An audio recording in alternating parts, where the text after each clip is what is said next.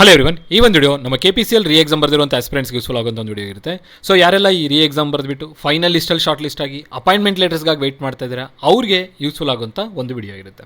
So ಈ ವಿಡಿಯೋದಲ್ಲಿ appointment ಆರ್ಡರ್ಸಿನ ಒಂದು ಇನ್ಫಾರ್ಮೇಷನ್ನ ನಾನು ನಿಮಗೆ ಶೇರ್ ಮಾಡ್ತಾ ಇರ್ತೀನಿ. ಸೊ ಪ್ರೀವಿಯಸ್ ಆಗಿ ಲಾಸ್ಟ್ 2 to 4 ಡೇಸ್ ಒಳಗಡೆ ಪ್ರೀವಿಯಸ್ ಆಗಿ ಅಂದರೆ ಹಿಂದಿನ 3 ಇಂದ 4 ದಿನದ ಹಿಂದೆ ಅಪಾಯಿಂಟ್ಮೆಂಟ್ ಲೆಟರ್ಸ್ನ ಇಶ್ಯೂ ಮಾಡೋದಕ್ಕೆ ಸ್ಟಾರ್ಟ್ ಮಾಡಿದ್ದಾರೆ KPCL ಅವರು. ಸೊ ಈಗಾಗಲೇ ನಿಮಗೆ ಈ ವಿಚಾರ ನಾನು ನಿಮಗೆ ಪ್ರೀವಿಯಸ್ ವಿಡಿಯೋದಲ್ಲಿ ತಿಳಿಸ್ಕೊಟ್ಟಿದ್ದೆ. ಸೊ ಈ ವಿಡಿಯೋದಲ್ಲಿ ನಾನು ನಿಮ್ಗೆ ಏನು ಹೇಳ್ತಾ ಇರ್ತೀನಿ ಅಂದರೆ, ಸಾಕಷ್ಟು ಜನ ಕಮೆಂಟ್ ಬಾಕ್ಸಲ್ಲಿ ಕೆಲವು ಮೆಸೇಜಸ್ನ ಡ್ರಾಪ್ ಮಾಡಿದ್ದೀರಾ ಪೊಲೀಸ್ ವೆರಿಫಿಕೇಷನ್, ಸಿಂಧುತ್ವ ಹಾಗೂ ಸ್ಯಾಲರಿ ಬಗ್ಗೆ. ಸೊ ಪ್ರೀವಿಯಸ್ ಆಗಿ ನಾನು ನಿಮಗೆ ಈಗಾಗಲೇ ಸ್ಯಾಲರಿದು ಜೂನಿಯರ್ ಇಂಜಿನಿಯರ್ ಬಗ್ಗೆ ನಾನು ನಿಮ್ಗೆ ತಿಳಿಸಿದ್ದೀನಿ. 56,010 ರೂಪಾಯಿ ಆಗಿರುತ್ತೆ. ಅದು ಬೇಸಿಕ್ ಸ್ಯಾಲರಿ ಆಗಿರುತ್ತೆ.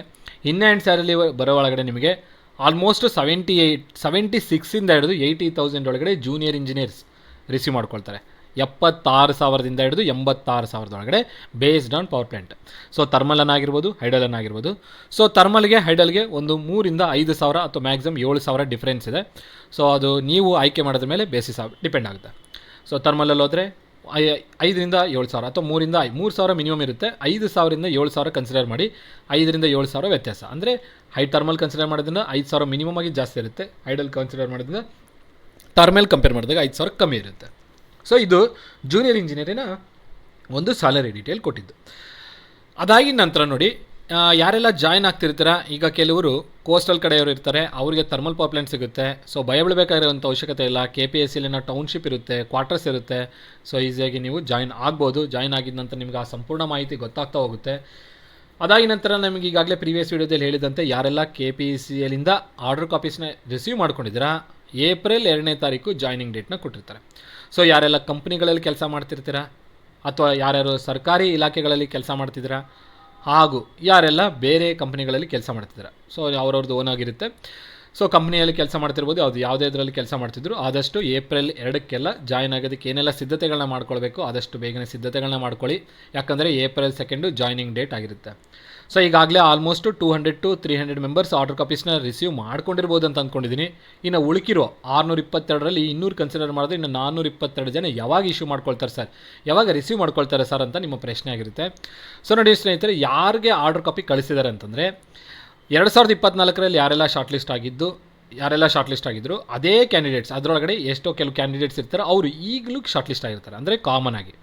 ಸೊ ಅವ್ರದ್ದು ಪೊಲೀಸ್ ವೆರಿಫಿಕೇಷನ್, ಸಿಂಧುತ್ವ ಎಲ್ಲ ಕಂಪ್ಲೀಟ್ ಆಗಿದ್ದರೆ ಅಂಥವ್ರಿಗೆ ಆರ್ಡರ್ ಕಾಪಿನ ಕೊಡೋದಕ್ಕೆ ಸ್ಟಾರ್ಟ್ ಮಾಡಿದ್ದಾರೆ. ಇನ್ನು ಯಾರು ಹೋದ ಸಲ ಶಾರ್ಟ್ ಲಿಸ್ಟ್ ಆಗಿಲ್ಲ, ಈ ಸಲ ಹೊಸದಾಗಿ ಶಾರ್ಟ್ ಲಿಸ್ಟ್ ಆಗಿದ್ದೀರಾ, ಅದು ಜನರಲ್ ಆಗಿರ್ಬೋದು, ಕ್ಯಾಟಗಿರಿ ಯಾವುದಾದ್ರೂ ಕ್ಯಾಟಗಿರಿಯಲ್ಲಿ ಆಗಿರ್ಬೋದು, ಇವ್ರದ್ದು ಪೊಲೀಸ್ ವೆರಿಫಿಕೇಷನ್ ಕಂಪ್ಲೀಟ್ ಆಗಬೇಕು, ಸಿಂಧುತ್ವ ಕಂಪ್ಲೀಟ್ ಆಗಬೇಕು. ಸೊ ನಿಮ್ಮೆಲ್ಲರಿಗೂ ಗೊತ್ತಿರುವಂತೆ 27-28ಕ್ಕೆ ಕೊನೆ ಆಯಿತು. ಫೆಬ್ರವರಿ ಒಳಗಡೆ 27-28ಗೆ ಅನಿಸುತ್ತೆ, ಜನವರಿ 27-28ಕ್ಕೆ DV ಎಲ್ಲ ಕಂಪ್ಲೀಟ್ ಆಯಿತು. ಎಲ್ಲರದು ಯಾರ್ಯಾರ್ದು ಮುಗಿಸ್ಬೇಕಾಯ್ತು ಎಲ್ಲರದು ಮುಗಿಸ್ತು, ಎಕ್ಸ್ಟ್ರಾ ಕ್ಯಾಂಡಿಡೇಟ್ಸ್ನು ಕರೆದು. ಸೊ DVದಂತೂ ಇವಾಗ ನೀವು ಯೋಚನೆ ಮಾಡೋ ಅವಶ್ಯಕತೆ ಇಲ್ಲ. ಪೊಲೀಸ್ ವೆರಿಫಿಕೇಷನ್, ಸಿಂಧುತ್ವ ಬಾಕಿ ಇರೋ ಕಾರಣದಿಂದ ಈಗ ಶಾರ್ಟ್ ಲಿಸ್ಟ್ ಆಗಿರೋರು, ಹೊಸದಾಗಿ ಶಾರ್ಟ್ ಲಿಸ್ಟ್ ಆಗಿರೋರು, ಅಥವಾ ಹೋದ ಸಲ ಯಾರಾದರೂ ಜನರಲಲ್ಲಿ ಶಾರ್ಟ್ ಲಿಸ್ಟ್ ಆಗಿ ಈ ಸಲ ಕ್ಯಾಟಗಿರಿಯಲ್ಲಿ ಶಾರ್ಟ್ ಲಿಸ್ಟ್ ಆಗಿರ್ತಾರೆ, ಅಂಥ ಸಂದರ್ಭದಲ್ಲೂ ಕೂಡ ಏನಾಗಬೇಕಾಗುತ್ತೆ, ಅವ್ರದ್ದು ಸಿಂಧುತ್ವ ಮುಗಿಬೇಕಾಗುತ್ತೆ. ಪೊಲೀಸ್ ವೆರಿಫಿಕೇಷನ್ ಕಂಪ್ಲೀಟ್ ಆಗಿದೆ, ಬಟ್ ಸಿಂಧುತ್ವ ಮುಗಿಬೇಕಾಗುತ್ತೆ. ಸೊ ಅಂಥ ಕಾರಣದಲ್ಲಿ KPCL ಅವರು ಅಂಥ ಕ್ಯಾಂಡಿಡೇಟ್ಸ್ಗೆ ಇನ್ನೂ ಅಪಾಯಿಂಟ್ಮೆಂಟ್ ಲೆಟರ್ಸ್ನ ಇಶ್ಯೂ ಮಾಡಿರಲ್ಲ. ಸೊ ಬೇರೆಯವ್ರಿಗೆ ಬಂತು ನನಗೆ ಬಂದಿಲ್ಲ ಅಂತೇಳಿ ಆಶ್ಚರ್ಯ ಆಗೋ ಅವಶ್ಯಕತೆ ಆಗಲಿ, ಪ್ಯಾನಿಕ್ ಆಗೋ ಅವಶ್ಯಕತೆ ಆಗಲಿ ಇಲ್ಲ. ವೆಯ್ಟ್ ಮಾಡಿ. ಈ ಮಂತಿನ ಎಂಡ್ ಒಳಗಡೆ, ಅಂದರೆ ಮಾರ್ಚ್ 31 ಒಳಗಡೆ ಎಲ್ಲರಿಗೂ ಅಪಾಯಿಂಟ್ಮೆಂಟ್ ಲೆಟರ್ಸ್ ಇಶ್ಯೂ ಆಗಿರುತ್ತೆ, 100ಕ್ಕೆ 100%. ಏನಕ್ಕಂದರೆ ಅಷ್ಟೊಳಗಡೆ ಪೊಲೀಸ್ ವೆರಿಫಿಕೇಷನ್, ಸಿಂಧುತ್ವ ಕಂಪ್ಲೀಟ್ ಆಗುತ್ತೆ. ಅದಾಗಿ ನಂತರ ಸಾಕಷ್ಟು ಜನ ನನಗೆ ಕೇಳ್ತಾ ಇದ್ರಿ, ಸರ್ ನಂದು SC/ST ಕ್ಯಾಟಗಿರಿ ಇದೆ ಒರಿಜಿನಲ್ ಆಗಿ, ಬಟ್ ನಾನೀಗ ಜನರಲಲ್ಲಿ ಶಾರ್ಟ್ ಲಿಸ್ಟ್ ಆಗಿದ್ದೀನಿ, ನಾನು ಸಿಂಧುತ್ವ ಮಾಡಿಸ್ಬೇಕಾ ಅಂತ ಕೇಳ್ತಾಯಿದ್ದಾರೆ. ಸೊ ನೋಡಿ ಆಸ್ಪಿರೆಂಟ್ಸ್, ಇದು ನೀವು ತಿಳ್ಕೊಳ್ಳಿ, ನಿಮ್ಮದು ಒರಿಜಿನಲ್ ಕ್ಯಾಟಗಿರಿ SC ಆಗಿರ್ಬೋದು ಅಥವಾ ST ಆಗಿರ್ಬೋದು, ಬಟ್ ಈಗ ನೀವು ಶಾರ್ಟ್ ಲಿಸ್ಟ್ ಆಗಿರೋದು ಜನರಲಲ್ಲಿ ಆಗಿರುತ್ತೆ. ಸೊ ಜನರಲಲ್ಲಿ ಒಂದು ನಮ್ಮ ಥಾಟ್ ಇರೋದೇನು, ಜನರಲಲ್ಲಿ ಆದರೆ ನಾವು ಸಿಂಧುತ್ವ ಮಾಡಿಸೋ ಅವಶ್ಯಕತೆ ಇಲ್ಲ ಅಂತಂತೇಳಿ. ಯಾರು ಸಿಂಧುತ್ವ ಮಾಡಿಸೋ ಅವಶ್ಯಕತೆ ಇಲ್ಲ ಅಂದರೆ, ನೀವು ನೋಡಿ ಒರಿಜಿನಲ್ ಕ್ಯಾಟಗಿರಿ 2A ಇರ್ಬೋದು, 2B ಇರ್ಬೋದು, 3A ಇರ್ಬೋದು ಅಥವಾ 3B ಇರ್ಬೋದು. ಸೊ ಈ ಕ್ಯಾಟಗಿರಿಯಲ್ಲಿ ಯಾವುದೇ ಆಸ್ಪಿರೆಂಟ್ ಇದ್ದು ಜನರಲಲ್ಲಿ ನಿಮಗೆ ಶಾರ್ಟ್ ಲಿಸ್ಟ್ ಆಗಿದ್ದರೆ ನೀವು ಸಿಂಧುತ್ವ ಮಾಡೋ ಅವಶ್ಯಕತೆ ಇರಲ್ಲ. ಸೊ ಸಿಂಧುತ್ವ ಮಾಡಿಸೋ ಅವಶ್ಯಕತೆ ಇರಲ್ಲ. ಅದೇ ನಿಮಗೆ 2B ಇರೋರು 2B ಕ್ಯಾಟಗಿರಿಯಲ್ಲೇ ಶಾರ್ಟ್ ಲಿಸ್ಟ್ ಆದರೆ, 2Aನಲ್ಲಿರೋರು 2A ಕ್ಯಾಟಗಿರಿಯಲ್ಲೇ ಶಾರ್ಟ್ ಲಿಸ್ಟ್ ಆದರೆ, ಅಂದರೆ ಕ್ಯಾಟಗಿರಿಯಲ್ಲೇ ಶಾರ್ಟ್ ಲಿಸ್ಟ್ ಆದರೆ ಆಗ ನೀವು ಕಂಪಲ್ಸರಿ ಸಿಂಧುತ್ವ ಮಾಡಿಸಲೇಬೇಕು. ಸೊ ಈ ಕ್ಯಾಟಗಿರಿಯಲ್ಲಿರೋರು ಜನರಲಲ್ಲಿ ಶಾರ್ಟ್ ಲಿಸ್ಟ್ ಆದರೆ ಸಿಂಧುತ್ವದಿಂದ ಎಕ್ಸೆಪ್ಷನ್ ಅಂತ ಗೊತ್ತಾಯಿತು. ಈಗ SC ST ಕೇಸಲ್ಲಿ ಏನಾಗುತ್ತೆ ಸರ್ ಅಂತ ಕೇಳಿದ್ರೆ, ನಾನು SC ಇದ್ದೀನಿ ST ಇದ್ದೀನಿ, ಬಟ್ ಜನರಲಲ್ಲಿ ಶಾರ್ಟ್ ಲಿಸ್ಟ್ ಆಗಿದೆ, ನಾನು ಸಿಂಧುತ್ವ ಮಾಡಿಸ್ಬೇಕಾ ಬೇಡ ಅಂತ ಕೇಳಿದ್ರೆ, ನೋಡಿ ಸಿಂಧುತ್ವ ಮಾಡಿಸ್ಲೇಬೇಕು. ನಂದು SC ಏನೇ ಇರಲಿ ST ಆದರೂ ಇರಲಿ, ಈಗ ನಾನು GM ಅಲ್ಲಿ ಶಾರ್ಟ್ ಲಿಸ್ಟ್ ಆಗಿದ್ದು, ಒರಿಜಿನಲ್ ಕ್ಯಾಟಗಿರಿ ನಂದು SC ಅಥವಾ ಒರಿಜಿನಲ್ ಕ್ಯಾಟಗಿರಿ ನಂದು ST, ಬಟ್ ಈಗ ಶಾರ್ಟ್ ಲಿಸ್ಟ್ ಆಗಿದ್ದು ಜನರಲ್ ಅಂತ ಕೊಟ್ಟಿದ್ದಾರೆ. ನಾನು ಸಿಂಧುತ್ವ ಏನು ಮಾಡಬೇಕು, ಮಾಡಿಸ್ಲೇಬೇಕು, ಸಿಂಧುತ್ವ ಮಾಡಿಸ್ಲೇಬೇಕಾಗುತ್ತೆ. ಸೊ ನೀವು ಒಂದು ಸಲ ಈ ಸಿಂಧುತ್ವ ಮಾಡಿಸಿದ್ದೀರಂದರೆ ನೆಕ್ಸ್ಟ್ ನೀವು ಈಗ JE ಆಗಿದ್ದೀರಾ, ನೆಕ್ಸ್ಟ್ ಯಾವಾಗೋ ಯಾವುದೋ ಡಿಪಾರ್ಟ್ಮೆಂಟ್ AE ಬರೀತೀರಾ, ಆಗ ನೀವು ಕ್ಯಾಟಗಿರಿಯಲ್ಲೇ ಶಾರ್ಟ್ ಲಿಸ್ಟ್ ಆಗಲಿ GM ಶಾರ್ಟ್ ಲಿಸ್ಟ್ ಆಗಲಿ ಒಂದು ಸಲ ಸಿಂಧುತ್ವ ಮಾಡಿದ್ರೆ ಅದು ಕಂಪ್ಲೀಟಾಗಿ ಅನ್ವಯ ಆಗುತ್ತೆ. ಅಂದರೆ ಹೋಲ್ ಲೈಫ್ಗೆ ಆ ಸಿಂಧುತ್ವ ವ್ಯಾಲಿಡಿಟಿ ಇದ್ದಂತೆ. ಸೊ ಒಂದು ಸಲ ನೀವು SC STನವರು ಸಿಂಧುತ್ವ ಮಾಡಿಸಿದಾರಂದರೆ ಕಂಪ್ಲೀಟಾಗಿ ಯಾವುದೇ ಎಕ್ಸಾಮ್ ಬರೆದ್ರೂ ಸಿಂಧುತ್ವ ಮಾಡಿಸೋ ಅವಶ್ಯಕತೆ ಇರಲ್ಲ, ಬಟ್ ಬರೀ ಪೊಲೀಸ್ ವೆರಿಫಿಕೇಷನ್ ಮಾಡೋ ಅವಶ್ಯಕತೆ ಇರುತ್ತೆ. ಓಕೆ, ಸೊ ಯಾರು SC ಹಾಗೂ ST ಕ್ಯಾಂಡಿಡೇಟ್ಸ್ದು ಡೌಟ್ ಇತ್ತಲ್ವಾ, ಸಿಂಧುತ್ವ ಮಾಡಿಸ್ಬೇಕಾ ಬೇಡ, ನಾನು ಜನರಲಲ್ಲಿ ಶಾರ್ಟ್ ಲಿಸ್ಟ್ ಆಗಿದ್ದೀನಿ ಸರ್, ಸಿಂಧುತ್ವ ಮಾಡಿಸ್ಬೇಕಾ ಬೇಡ ಅಂತ ಕೇಳಿದ್ರೆ ನೀವು ಮಾಡಿಸ್ಲೇಬೇಕು. ನೀವು GM ಅಲ್ಲಿ ಶಾರ್ಟ್ ಲಿಸ್ಟ್ ಆದರೂ ಮಾಡಿಸ್ಲೇಬೇಕು, ಕ್ಯಾಟಗಿರಿಯಲ್ಲಿ ಶಾರ್ಟ್ ಲಿಸ್ಟ್ ಆದರೂ ಮಾಡಿಸ್ಲೇಬೇಕು. ಓಕೆ, SC ST, ಬಟ್ ಈ ಒಂದು ಸಲ ಮಾಡಿಸಿದ್ರೆ ಬೇರೆಲ್ಲ ನೋಟಿಫಿಕೇಷನ್ಗೂ ಅಪ್ಲೈ ಆಗುತ್ತೆ. ಇದು ಕ್ಲಿಯರ್ ಇರಲಿ. ಅದಾಗಿ ನಂತರ ಸಾಕಷ್ಟು ಜನ ಸ್ಟೂಡೆಂಟ್ಸು, ಸರ್ ಸಿಂಧುತ್ವ ಮತ್ತು ಪೊಲೀಸ್ ವೆರಿಫಿಕೇಷನ್ ಹೆಂಗೆ ಮಾಡಿಸ್ಬೇಕು, ನಾವೇ ಹೋಗಬೇಕಾ, ಎಲ್ಲಿಂದ ಕಾಂಟ್ಯಾಕ್ಟ್ಸ್ ತೊಗೊಳ್ಬೇಕು, ಯಾರನ್ನ ಕಾಂಟ್ಯಾಕ್ಟ್ ಮಾಡಬೇಕು ಅಂತ ಕೇಳ್ತಾ ಇದ್ದೀರಾ. ಸೊ ಇದ್ರ ಬಗ್ಗೆ ನೀವು ಯೋಚನೆ ಮಾಡೋ ಅವಶ್ಯಕತೆ ಇಲ್ಲ. ನೀವು ಸಿಂಧುತ್ವ ಅಂತ ಬಂತು ಅಂದರೆ ನಿಮ್ಮ DC ಆಫೀಸ್ ಅಥವಾ ತಾಲೂಕು ಆಫೀಸಿಂದ ನಿಮಗೆ ಕಾಲ್ ಬರುತ್ತೆ. ಏನು ಮಾಡ್ತಾರೆ, ಕಾಲ್ ಮಾಡ್ತಾರೆ ನಿಮಗೆ. ಕಾಲ್ ಮಾಡಿಬಿಟ್ಟು, ಸರ್ ನಿಮ್ಮದು ಸಿಂಧುತ್ವ ಬಂದಿದೆ, ಸಿಂಧುತ್ವ ಮಾಡಿಸೋಂಥದ್ದಿದೆ, ಆಫೀಸಿಗೆ ಬಂದು ಸಪೋರ್ಟಿಂಗ್ ಡಾಕ್ಯುಮೆಂಟ್ಸ್ನ ಕೊಟ್ಟೋಗಿ ಅಂತ ಹೇಳ್ತಾರೆ. ಸೊ ಆಗ ನೀವು ಆಫೀಸಿಗೆ ವಿಸಿಟ್ ಮಾಡ್ತೀರಾ, ಅವ್ರು ಹೇಳಿರುವಂಥ ಆಫೀಸ್ಗೆ, ತಾಲೂಕು ಆಫೀಸ್ ಇರ್ಬೋದು, DC ಆಫೀಸ್ ಇರ್ಬೋದು. ಸೊ ನಿಮ್ಮ ನಿಯರೆಸ್ಟ್ ಆಫೀಸ್ಗೆ ವಿಸಿಟ್ ಮಾಡಿಬಿಟ್ಟು, ಅಂದರೆ ತಾಲೂಕು ಆಫೀಸ್ ಅಥವಾ DC ಆಫೀಸ್ಗೆ, ಅಲ್ಲಿ ನೀವು ಅವ್ರು ಕೇಳಿರುವಂಥ ಡಾಕ್ಯುಮೆಂಟ್ಸ್ನ ಫೋಟೋ ಕಾಪೀಸ್ನೆಲ್ಲ ಕೊಟ್ಟು ಬರ್ತೀರಾ. ಅದೊಂದು 10 to 15 ಡೇಸ್ ಒಳಗಡೆ ಸಿಂಧುತ್ವ ಕಂಪ್ಲೀಟ್ ಮಾಡಿ ನಿಮ್ಗೆ ಹೇಳ್ತಾರೆ ಸಿಂಧುತ್ವ ಕಂಪ್ಲೀಟ್ ಆಗಿದೆ ಅಂತೇಳಿ. ನೀವೂ ಏನು ಮಾಡ್ತಾ ಇರಬೇಕು, ಅವ್ರ ಕಡೆಯಿಂದ ಅಪ್ಡೇಟ್ಸ್ನ ತೊಗೊಳ್ತಾ ಇರಿ ಪ್ರತಿದಿನ. ಒಂದು ಸಲ ಅವ್ರು ಕಾಲ್ ಮಾಡಿದ ನಂತರ ನೀವು ಹೋಗ್ತೀರಾ, ವಿಸಿಟ್ ಮಾಡ್ತೀರಾ, ಡಾಕ್ಯುಮೆಂಟ್ಸ್ನ ಕೊಡ್ತೀರಾ. ಕೊಟ್ಟಿದ ನಂತರ ಅವ್ರ ಕಾಂಟ್ಯಾಕ್ಟ್ ನಂಬರ್ನ ಇಸ್ಕೊಳ್ಳಿ. 3 ದಿನಕ್ಕೆ 2 ದಿನಕ್ಕೆ ಒಂದು ಸಲ ಕೇಳ್ತಾ ಇರಿ, ಅದರ ಸ್ಟೇಟಸ್ ಏನಿದೆ, ಎಲ್ಲಿಗೆ ಬಂದಿದೆ ಅಂತೇಳಿ. ಸೊ ಆದಷ್ಟು ಬೇಗನೆ ಮುಗಿಸಿದ್ದೆ ನಿಮಗೆ ಸಿಂಧುತ್ವ ಕ್ಲಿಯರೆನ್ಸ್ ಸಿಕ್ಬಿಡುತ್ತೆ. ಅಂದರೆ ನಿಮಗೇನು ಡಾಕ್ಯುಮೆಂಟ್ ಕೊಡಲ್ಲ, ಕಂಪ್ಲೀಟ್ ಆಗಿದ್ದೆ ಅವ್ರು ಏನು ಮಾಡ್ತಾರೆ, DC ಆಫೀಸು ತಾಲೂಕು ಆಫೀಸ್ಗೆ ಇನ್ಫಾರ್ಮ್ ಮಾಡ್ತಾರೆ, ಅವರು KPCLಗೆ ಇನ್ಫಾರ್ಮ್ ಮಾಡ್ತಾರೆ. ಈ ಥರ ಪಲಾನ್ ಕ್ಯಾಂಡಿಡೇಟ್ದು ಯಾವುದೇ ಥರದ ಸಸ್ಪೀಷಿಯಸ್ ಆ್ಯಕ್ಟಿವಿಟಿ ಇಲ್ಲ ಅಥವಾ ಸಸ್ಪೀಷಿಯಸ್ ಥರದ್ದು ಯಾವುದೂ ಇಲ್ಲ, ಇವ್ರದ್ದು ಕಂಪ್ಲೀಟಾಗಿ ಕ್ಲಿಯರ್ ಆಗಿದೆ. ಸೊ ನೀವು ಅಪಾಯಿಂಟ್ಮೆಂಟ್ ಲೆಟರ್ಸ್ನ ಇಶ್ಯೂ ಮಾಡ್ಬೋದು ಅಂತೇಳಿ DC ಆಫೀಸ್ ಇರ್ಬೋದು, ತಾಲೂಕು ಆಫೀಸ್ ಇರ್ಬೋದು, DC ಆಫೀಸು ಏನು ಮಾಡ್ತಾರೆ, KPCL ಅವ್ರಿಗೆ ಇಂಟಿಮೇಟ್ ಮಾಡ್ತಾರೆ. ಆಗ KPCL ಅವರು ನಿಮಗೆ ಇನ್ನೂ ಒಂದು ಗಾಗಿ ವೇಟ್ ಮಾಡ್ತಾರೆ. ಯಾವುದಂದರೆ ಪೊಲೀಸ್ ವೆರಿಫಿಕೇಷನ್. ಪೊಲೀಸ್ ವೆರಿಫಿಕೇಷನ್ ಎಲ್ಲಿ ಮಾಡಿಸ್ಬೇಕು ಸರ್, ಇವರು ನಿಮ್ಗೆ ಏನು ಮಾಡ್ತಾರೆ, ಪೊಲೀಸ್ ವೆರಿಫಿಕೇಷನ್ ಅವರು ನಿಮ್ಮ ನಿಯರೆಸ್ಟ್ ಸರ್ಕಲಿನ ಪೊಲೀಸ್ ಸ್ಟೇಷನ್, ಫಾರ್ ಎಕ್ಸಾಂಪಲ್ ಇದು ನಿಮ್ಮ ಡಿಸ್ಟಿಕ್ಕು, ಅದರಲ್ಲೇ ನಿಮ್ಮ ತಾಲೂಕು ಇರುತ್ತೆ ಅಂತ ಇಟ್ಕೊಳ್ಳಿ. ನಿಮ್ಮ ತಾಲೂಕಿನ ನಿಮ್ಮ ಏರಿಯಾಯಿನ ಒಂದು ಪೊಲೀಸ್ ಸ್ಟೇಷನ್ ಏನಿರುತ್ತೆ ಅಲ್ಲಿಂದ ನಿಮಗೆ ಕಾಲ್ ಬರುತ್ತೆ. ಫಾರ್ ಎಕ್ಸಾಂಪಲ್ ನೀವು ಡಿಸ್ಟಿಕ್ಕಲ್ಲೇ ಇದ್ದೀರಾ ಅಂತಂದರೆ ನಿಮ್ಮ ಯಾವುದೋ ಒಂದು ಏರಿಯಾ ಇರುತ್ತೆ, ಆ ಏರಿಯಾಗೆ ಅಂತ ಹೇಳಿನೇ ಸರ್ಕಲ್ಗೆ ಪೊಲೀಸ್ ಸ್ಟೇಷನ್ ಇರುತ್ತೆ, ಆ ಪೊಲೀಸ್ ಸ್ಟೇಷನಿಂದ ನಿಮಗೆ ಕಾಲ್ ಬರುತ್ತೆ. ಇದು ಹೆಂಗೆ ಗೊತ್ತಾಗುತ್ತೆ ಸರ್ ಅಂತಂದರೆ, ನೋಡಿ ನೀವು ಏನು ಅಪ್ಲಿಕೇಶನ್ ಹಾಕುವಾಗ ಅಡ್ರೆಸ್ ಕೊಟ್ಟಿರ್ತೀರಾ, ಆ ಅಡ್ರೆಸ್ಗೆ ಸಂಬಂಧಪಟ್ಟಂಥ ಪೊಲೀಸ್ ಸ್ಟೇಷನ್ ಏನಿದೆ ಅಲ್ಲಿಂದ ನಿಮಗೆ ಕಾಲ್ ಬರುತ್ತೆ. ಈ ಥರ ನಾವು ಪೊಲೀಸ್ ವೆರಿಫಿಕೇಷನ್ಗೆ ಬರ್ತಾಯಿದ್ವಿ, ಅಥವಾ ನೀವು ಪೊಲೀಸ್ ವೆರಿಫಿಕೇಷನ್ ಇದೆ ಸ್ಟೇಷನ್ಗೆ ವಿಸಿಟ್ ಮಾಡಿ ಈ ಥರ ಡಾಕ್ಯುಮೆಂಟ್ಸ್ನ ಕ್ಯಾರಿ ಮಾಡಿ ಅಂತ ಹೇಳ್ತಾರೆ. ಸೊ ಆವಾಗ ನೀವೇನು ಮಾಡಬೇಕು, ನೀವು ಆ ಸರ್ಕಲ್ ಪೊಲೀಸ್ ಸ್ಟೇಷನ್ಗೆ ಹೋಗ್ತೀರಾ, ಎಲ್ಲಿಂದ ಕಾಲ್ ಮಾಡಿರ್ತಾರಲ್ಲ ಅಲ್ಲಿಗೆ ಹೋಗ್ತೀರಾ, ಅಡ್ರೆಸ್ ಎಲ್ಲ ಕೇಳಿದ ನಂತರ ಅವ್ರು ನಿಮ್ಗೆ ಹೇಳ್ತಾರೆ, ಅಲ್ಲಿಗೆ ಹೋಗಿ ಡಾಕ್ಯುಮೆಂಟ್ಸ್ನೆಲ್ಲ ಕ್ಯಾರಿ ಮಾಡಿ, ಡಾಕ್ಯುಮೆಂಟ್ಸ್ನೆಲ್ಲ ತೋರಿಸಿ ಪೊಲೀಸ್ ವೆರಿಫಿಕೇಷನು ಪೊಲೀಸ್ ಸ್ಟೇಷನಲ್ಲಿ ಡಾಕ್ಯುಮೆಂಟ್ಸ್ ವೆರಿಫೈ ಆಗುತ್ತೆ.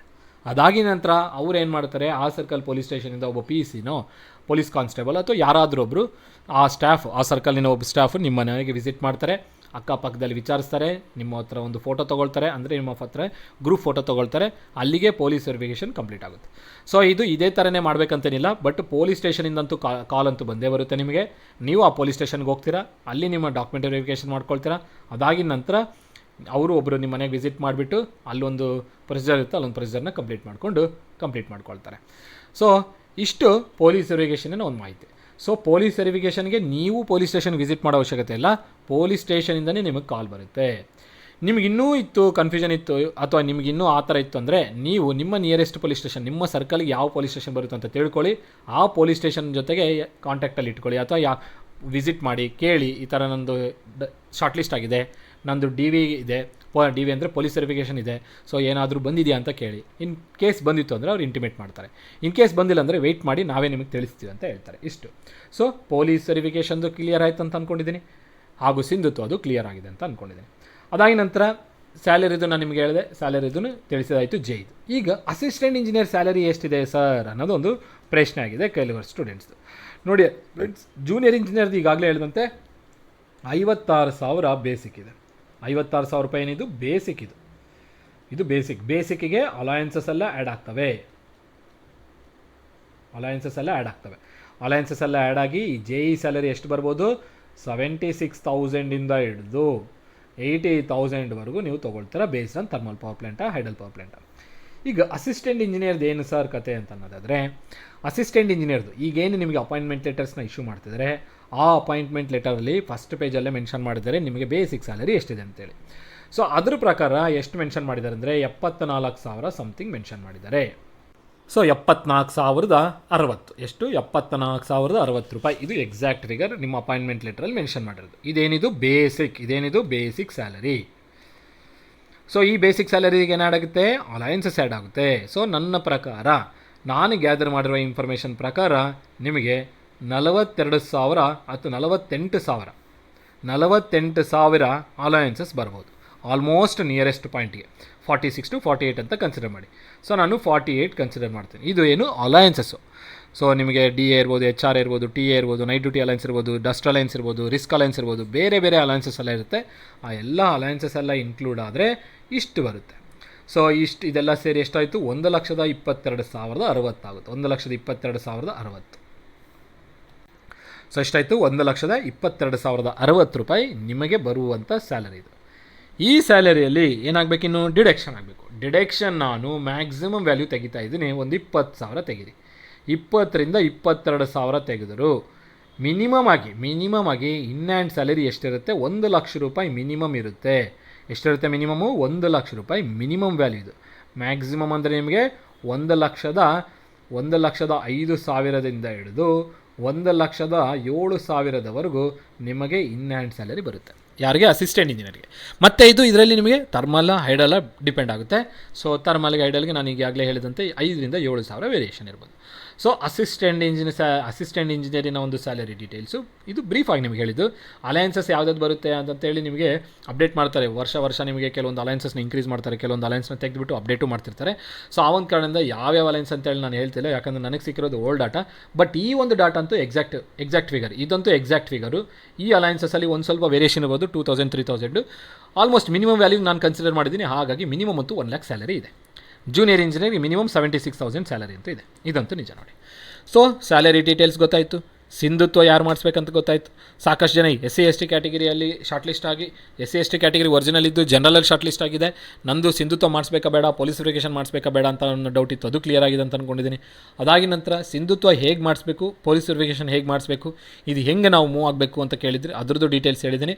ಸಿಂಧುತ್ವಗೆ ಆಗಲಿ ಪೊಲೀಸ್ ವೆರಿಫಿಕೇಷನ್ಗಾಗಲಿ ನಿಯರೆಸ್ಟ್ ಪೊಲೀಸ್ ಸ್ಟೇಷನಿಂದ ಹಾಗೂ ನಿಮ್ಮ ತಾಲೂಕು ಆಫೀಸ್ ಅಥವಾ ಡಿಸ್ಟ್ರಿಕ್ಟ್ ಆಫೀಸಿಂದ ಕಾಲ್ ಬರುತ್ತೆ. ಸಿಂಧುತ್ವಕ್ಕೆ ಬನ್ನಿ ಅಂತ ಹೇಳ್ತಾರೆ, ಪೊಲೀಸ್ ವೆರಿಫಿಕೇಷನ್ಗೆ ಬನ್ನಿ ಅಂತ ಹೇಳ್ತಾರೆ. ಸೊ ಆ 2 ಪ್ರೊಸೆಸ್ಸು ಆ ರೀತಿಯಲ್ಲಿ ಕಂಪ್ಲೀಟ್ ಆಗುತ್ತೆ. ಸೊ ಇಷ್ಟು ನಿಮ್ಮ ಡೌಟ್ಸ್ ಇತ್ತು, ಆ ಡೌಟ್ಸ್ನ ಕ್ಲಿಯರ್ ಮಾಡಿದ್ದೇನೆ ಅಂತ ಅಂದ್ಕೊಂಡಿದ್ದೀನಿ. ಈ ಇನ್ಫಾರ್ಮೇಷನ್ ನಿಮ್ಗೆ ಇನ್ಫಾರ್ಮೇಟಿವ್ ಇತ್ತು ಅಂದರೆ ಮೊದಲು ಲೈಕ್ ಬಟನ್ನ ಕ್ಲಿಕ್ ಮಾಡಿ, ಚಾನಲ್ಗೆ ಇನ್ನೂ ಸಬ್ಸ್ಕ್ರೈಬ್ ಆಗದೆ ಸಬ್ಸ್ಕ್ರೈಬ್ ಮಾಡಿ. ಏನಕ್ಕಂದರೆ ಮುಂದಿನ ದಿನಗಳಲ್ಲಿ ಇನ್ನೂ ಹೊಸದಾಗಿ ಯಾವುದೇ ಥರದ ಅಪ್ಡೇಟ್ ಬಂದರೂ ನಾನು ನಿಮ್ಗೆ ಅಪ್ಡೇಟ್ ಮಾಡ್ತೀನಿ. ಹಾಗೂ ನಿಮ್ಮಲ್ಲಿ ಜೂನಿಯರ್ ಇಂಜಿನಿಯರ್ ಆಗಿರೋರು ಇರ್ಬೋದು, ಅಸಿಸ್ಟೆಂಟ್ ಇಂಜಿನಿಯರ್ ಆಗಿರೋರು ಇರ್ಬೋದು, ಹಾಗೂ ಬೇರೆ ಯಾವುದೇ ಡಿಪಾರ್ಟ್ಮೆಂಟ್ ಅವರು ಇರ್ಬೋದು, ಕೆಮಿಸ್ಟ್ರಿ ಕೆಮಿಕಲ್ ಸೂಪರ್ವೈಸರ್ಸ್ ಇರ್ಬೋದು, ಅಥವಾ ಈ ವಿಡಿಯೋ ನೋಡ್ತಿರುವಂಥ ಆಸ್ಪಿರೆಂಟ್ಸ್ ಇರ್ಬೋದು, ಬರುವಂಥ ಅಪ್ಕಮಿಂಗ್ ನೋಟಿಫಿಕೇಷನ್ಗಾಗಿ. ಸೊ ಮುಂದಿನ ದಿನಗಳಲ್ಲಿ ಯಾವುದೇ ನೋಟಿಫಿಕೇಷನ್ ಬರಲಿ, mechanical, electrical, civil, non technical ಯಾವುದಾದ್ರೂ ಇರಲಿ, ನನ್ನ ಚಾನಲಲ್ಲಿ ಅಪ್ಡೇಟ್ ಮಾಡ್ತೇನೆ. So freshers and non freshers ಯಾರಾದರೂ ಇರ್ಬೋದು, ಈ ಚಾನಲಿನ ಒಂದು ಲಿಂಕ್ನ ಶೇರ್ ಮಾಡ್ಕೊಳ್ಳಿ, ಅಕ್ಕಪಕ್ಕದಲ್ಲಿರೋರು ಗೊತ್ತಾಗಲಿ. ಏನಕ್ಕಂದರೆ ಈ ಚಾನಲಲ್ಲಿ ನಾನು ನಿಮ್ಗೆ ಕೊಡ್ತಿರೋಂಥ ಇನ್ಫಾರ್ಮೇಷನ್ ಜೆನ್ಯೂನ್ ಇರೋ ಕಾರಣದಿಂದ ಆ ಇನ್ಫಾರ್ಮೇಷನ್ ನಿಮ್ಗೆ ಯೂಸ್ಫುಲ್ ಆಗುತ್ತೆ. ಏನೇ ಡೌಟ್ ಇತ್ತಂದ್ರೂ ಕಮೆಂಟ್ ಬಾಕ್ಸಲ್ಲಿ ಡ್ರಾಪ್ ಮಾಡಿ, ಆ ಕಮೆಂಟ್ನ ನಾನು ನಿಮಗೆ ರಿಪ್ಲೈ ಮಾಡ್ತೀನಿ, ಅಥವಾ ಈ ಥರ ವೀಡಿಯೋ ಮಾಡಿಬಿಟ್ಟು ಆ ವೀಡಿಯೋದಲ್ಲಿ ನಿಮಗೆ ಇನ್ಫಾರ್ಮ್ ಮಾಡಿರ್ತೀನಿ. ಸೊ ಈ ವಿಡಿಯೋ ನಿಮಗೆ ಇಷ್ಟ ಆದರೆ ಲೈಕ್ ಮಾಡಿ, ಚಾನಲ್ಗೆ ಇನ್ನೂ ಸಬ್ಸ್ಕ್ರೈಬ್ ಮಾಡಿ, ಹಾಗೂ ನಿಮ್ಮ ಫ್ರೆಂಡ್ ಜೊತೆಗೂ ಶೇರ್ ಮಾಡಿ. ಸೊ ಯಾರೆಲ್ಲ ಅಪ್ಕಮಿಂಗ್ ಡೇಸಿನ KPCL ನೋಟಿಫಿಕೇಷನ್ಗೆ ವೇಟ್ ಮಾಡ್ತಿದ್ದೀರಾ, ಪ್ರಿಪೇರ್ ಆಗಿ. ಮುಂದೆ ಒಂದು ನೋಟಿಫಿಕೇಷನ್ ಇದೆ KPCL ಕಡೆಯಿಂದ, ಹಾಗೂ KPTCL ಆಸ್ಪಿರೆಂಟ್ಸ್ನೂ ಅಷ್ಟೇ ಮುಂದಿನ ದಿನಗಳಲ್ಲಿ KPTCL ನೋಟಿಫಿಕೇಷನ್ ಇದೆ. ಹಾಗೂ ಇಂಜಿನಿಯರಿಂಗ್ ಕಂಪ್ಲೀಟ್ ಆಗಿರುವಂಥ ಮೆಕ್ಯಾನಿಕಲ್ ಇರ್ಬೋದು, ಕೆಮಿಕಲ್ ಇರ್ಬೋದು, ಸಿವಿಲ್ ಇರ್ಬೋದು, CS EC ಇರ್ಬೋದು. ಸೊ ಇವ್ರಿಗೂ ಒಂದು ದೊಡ್ಡ ನೋಟಿಫಿಕೇಷನ್ ಇದೆ, ಚೆನ್ನಾಗಿ ಪ್ರಿಪೇರ್ ಆಗಿ. ಲೆಕ್ಚರರ್ ಪೋಸ್ಟು 2,000 ವೇಕೆನ್ಸೀಸು ಈಗಾಗಲೇ ಬಡ್ಜೆಟು ಆಗಿದೆ. ಬಡ್ಜೆಟಲ್ಲಿ ಕೂಡ ಸಿದ್ದರಾಮಯ್ಯ ಅವರು ಹೇಳಿದ್ದಾರೆ, ನಮ್ಮ ಮಾನ್ಯ CM ಅವರು. ಸೊ ಮುಂದಿನ ದಿನಗಳಲ್ಲಿ ಇಷ್ಟು 1,000 ವೇಕೆನ್ಸೀಸ್ನ ಕಂಪ್ಲೀಟ್ ಮಾಡ್ತೀವಿ ಅಂತ ಹೇಳಿ. ಸೊ ಆ ಎಲ್ಲ ವೇಕೆನ್ಸೀಸ್ನ ಕಂಪ್ಲೀಟ್ ಮಾಡ್ತಾರೆ ಅಂದರೆ ಇಶ್ಯೂ ಮಾಡ್ತಾರೆ, ಎಕ್ಸಾಮ್ನು ಕಂಡಕ್ಟ್ ಮಾಡ್ತಾರೆ. ಸೊ ಹಾಗಾಗಿ ಇಶ್ಯೂ ಮಾಡ್ತಾರೆ ಅನ್ನೋ ಒಂದು ಸುದ್ದಿ ಇರೋ ಕಾರಣದಿಂದ ಪ್ರಿಪರೇಷನ್ನ ಸ್ಟಾರ್ಟ್ ಮಾಡ್ಕೊಳ್ಳಿ. ಯಾರೆಲ್ಲ ಈ KPCL ಎಕ್ಸಾಮಲ್ಲಿ 1-2 ಮಾರ್ಕಿಂದ ಮಿಸ್ ಮಾಡಿರ್ಬೋದು, ಅಥವಾ ಸ್ವಲ್ಪ ದೂರದಿಂದನೂ ಮಿಸ್ ಆಗಿರ್ಬೋದು. ಸೊ ಯಾರೆಲ್ಲ ಮಿಸ್ ಆಗಿದ್ದೀರಾ, ಅನ್ಸಕ್ಸಸ್ಫುಲ್ ಅಂತ ಕನ್ಸಿಡರ್ ಮಾಡುವಂಥ ಆಸ್ಪಿರೆಂಟ್ಸು ಅನ್ಸಕ್ಸಸ್ಫುಲ್ ಅಲ್ಲ, ನೀವು ನಿಯರೆಸ್ಟ್ ಆಗಿದ್ದೀರ ಸಕ್ಸಸ್ ಆಗೋದಕ್ಕೆ. ಸೊ ಪ್ರಿಪ್ರೇಷನ್ ಈಗಲಿಂದ ಮಾಡ್ಕೊತ ಹೋದರೆ ನಾಳೆ ಬರುವಂಥ ನೋಟಿಫಿಕೇಷನ್ಗಳಲ್ಲಿ ನಿಮ್ಮ ಹೆಸರು ಇದ್ದೇ ಇರುತ್ತೆ. ಸೊ ಆ ಒಂದು ಉದ್ದೇಶದಿಂದ ಚೆನ್ನಾಗಿ ಪ್ರಿಪೇರ್ ಆಗಿ 100% ಹಾರ್ಡ್ ವರ್ಕ್ ಕೊಡಿ, ಟೈಮ್ನ ಪ್ರಾಪರಾಗಿ ಯೂಸ್ ಮಾಡ್ಕೊಳ್ಳಿ. ಸೊ ಏನೇ ಡೌಟ್ ಇತ್ತಂದರೆ ಕಮೆಂಟ್ ಬಾಕ್ಸಲ್ಲಿ ಡ್ರಾಪ್ ಮಾಡಿ, ಆ ಕಮೆಂಟನ್ನು ನಾನು ನೋಡಿಕೊಂಡು ನಿಮಗೆ ರಿಪ್ಲೈ ಮಾಡ್ತೀನಿ. ಅದಾಗಿ ನಂತರ ಈಗ ಮುಂದೆ ಬರುವಂಥ ಲೆಕ್ಚರರ್ ಪೋಸ್ಟಿನ ನೋಟಿಫಿಕೇಷನ್ ಸಂಬಂಧಪಟ್ಟಂಥ ಕಂಟೆಂಟ್ನ ನಾನು ನನ್ನ ಚಾನಲಲ್ಲಿ ಅಪ್ಡೇಟ್ ಮಾಡ್ತಾ ಬರ್ತೀನಿ. ಫಾರ್ ಮೆಕ್ಯಾನಿಕಲ್, EC ಅಥವಾ ಈ ಸಿವಿಲ್ ಡಿಪಾರ್ಟ್ಮೆಂಟ್, ಬೇರೆ ಡಿಪಾರ್ಟ್ಮೆಂಟ್ಸ್ಗೂ ಜನರಲ್ ಸ್ಟಡೀಸ್ ಸಂಬಂಧಪಟ್ಟಂಥ ವೀಡಿಯೋಸ್ನ ನನ್ನ ಚಾನಲಲ್ಲಿ ಅಪ್ಡೇಟ್ ಮಾಡ್ತಾ ಬರ್ತೀನಿ. ಸೊ ಓವರಾಲ್ ಆಗಿ ಹೇಳೋದಾದರೆ ಆ ಲೆಕ್ಚರರ್ ಪೋಸ್ಟಿನ 2000 ವೇಕೆನ್ಸೀಸ್ ಏನು ಬರ್ತಿದೆ, ಹಾಗೂ ಟೀಚರ್ ಪೋಸ್ಟಿಗೆ ಏನು ಬರ್ತಿದೆ, ಲ್ಯಾಂಡ್ ಸರ್ವೇರ್ ಏನು ಬರ್ತಿದೆ, RTO ಮೋಟರ್ ವೆಹಿಕಲ್ ಇನ್ಸ್ಪೆಕ್ಟರ್ ಏನು ಬರ್ತಿದೆ, ಈ ಎಲ್ಲ ನೋಟಿಫಿಕೇಷನ್ಗೆ ಯೂಸ್ಫುಲ್ ಆಗುವಂಥ ಕಂಟೆಂಟ್ನ ನಾನು ನನ್ನ ಚಾನಲಲ್ಲಿ ಕೊಡ್ತಾ ಹೋಗ್ತೀನಿ. ಪದೇ ಹೇಳ್ತಾ ಇದ್ದೀನಿ, ಇದಕ್ಕೆ ಸಂಬಂಧಪಟ್ಟಂಥ ಈ ನೋಟಿಫಿಕೇಷನ್ ಸಂಬಂಧಪಟ್ಟಂಥ ಕಂಟೆಂಟ್ನ ನನ್ನ ಚಾನಲಲ್ಲಿ ಕೊಡ್ತಾ ಹೋಗ್ತೀನಿ. ಸೊ ಆ ಒಂದು ಕಂಟೆಂಟ್ನ ಯೂಸ್ ಮಾಡ್ಕೊಳ್ಳಿ, ಹಾಗೂ ನಿಮ್ಮ ಹೆಸರುಗಳನ್ನ ಶಾರ್ಟ್ ಲಿಸ್ಟ್ ಮಾಡ್ಕೊಳ್ಳಿ. ಚೆನ್ನಾಗಿ ಪ್ರಿಪೇರ್ ಆಗಿ. All the best for your preparation. So ಇಷ್ಟನ್ನ ಹೇಳ್ತಾ ಈ ವಿಡಿಯೋ ಎಂಡ್ ಮಾಡೋಣ. ಎಲ್ಲರಿಗೂ ಧನ್ಯವಾದಗಳು. Have a nice day.